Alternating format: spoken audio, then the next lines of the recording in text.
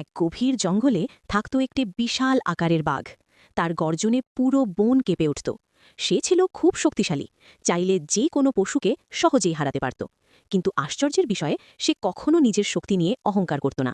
বনের ছোট পশুরা প্রথমে তাকে খুব ভয় পেত, কিন্তু ধীরে ধীরে তারা বুঝতে পারল বাঘটি কাউকে অকারণে কষ্ট দেয় না। একদিন বনে ভয়ঙ্কর ঝড় এলো, বৃষ্টি আর বাতাসে অনেক পশুর ঘর ভেঙে গেল। একটি ছোট হরিণছানা একটি খাদে পড়ে আটকে গেল।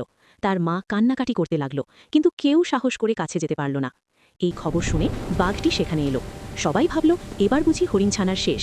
কিন্তু বাঘটি ধীরে ধীরে খাদে নেমে তার শক্তিশালী দাঁত ও নখ ব্যবহার করে হরিণছানাটিকে নিরাপদে তুলে আনল। হরিণের মা কাঁদতে কাঁদতে বলল, আপনি এত শক্তিশালী হয়েও আমাদের সাহায্য করলেন। বাঘটি শান্তভাবে উত্তর দিল, শক্তি মানে কাউকে দমন করা নয়, শক্তি মানে দুর্বলকে রক্ষা করা। সেদিনের পর থেকে পুরো বন জানত বাঘটি শুধু শক্তিশালী নয়, সে দয়ালু ও বিনয়ীও। বাঘের সবাইকে সাহায্য করে, কিন্তু বাঘকে কেউ সাহায্য করে না। তাই তার মনে অনেক কষ্ট। কেউ তাকে তার ভিডিওতে সাবস্ক্রাইব করে না এবং লাইকও দেয় না, কমেন্টও করে না।